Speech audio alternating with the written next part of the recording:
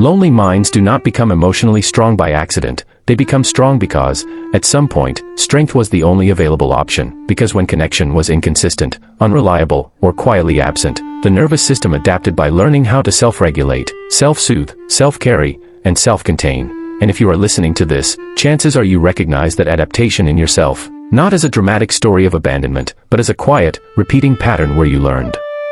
early that needing less was safer than hoping for more, that feeling deeply without support was risky, that relying on yourself was more dependable than waiting to be met, and so you did not harden overnight. You specialized, you refined, you became observant, emotionally literate, calm under pressure, capable of enduring long stretches of internal silence without collapsing, and the world later called this maturity, resilience, independence, emotional intelligence, but what it rarely acknowledged was the cost of becoming strong in isolation, because the paradox at the heart of lonely strength is this: what once protected you eventually becomes the structure that limits you. What trained your mind to survive quietly now trains it to stay vigilant even when danger has passed, and so you move through life composed, thoughtful, controlled, often admired for your stability, while carrying a background hum of alertness that never fully switches off, a readiness to manage, anticipate, and emotionally brace long before anything actually happens, which is not a personality trait but a nervous system adaptation rooted in emotional neglect, not neglect as obvious cruelty, but neglect as emotional absence, misattunement, inconsistency, the subtle lesson that your inner world would not reliably be met with warmth or regulation, and so you internalize the work of containment, becoming your own witness, your own anchor, your own emotional parent, a process psychology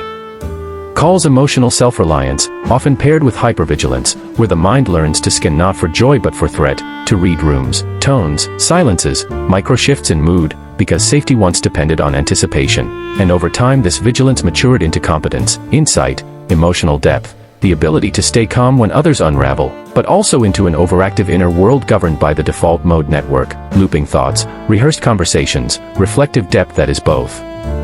gift and burden, because when the mind becomes the primary place of regulation, it also becomes the primary place of rumination. And this is where lonely minds often develop avoidant attachment, not because they lack the capacity for love, but because closeness was once unpredictable, and so they learned that independence felt safer than dependence, that needing too much invited disappointment, that control felt calmer than vulnerability, and slowly, invisibly, strength formed not as a choice,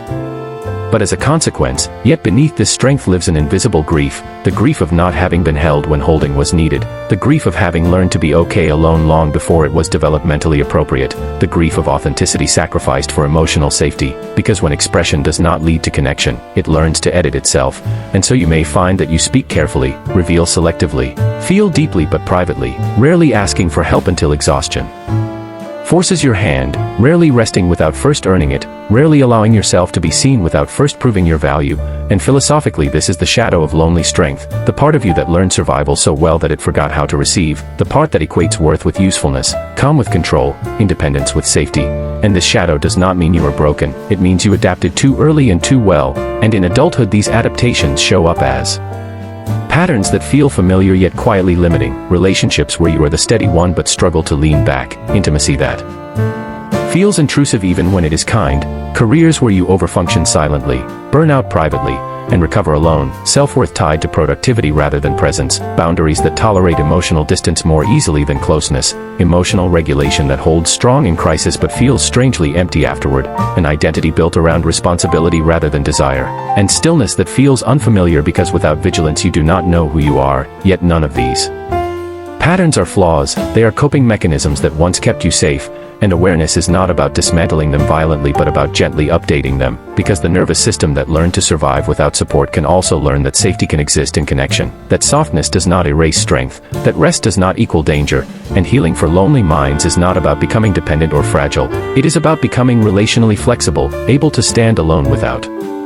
needing to, able to receive without guilt, able to soften without fear of collapse, and this work often begins with inner child repair, acknowledging the part of you that learned to endure too soon, shadow work that allows unmet needs to exist without shame, nervous system regulation that teaches the body it no longer has to skin constantly, and small, deliberate practices of softness where you receive without earning, express without rehearsing, rest without justification, because the goal is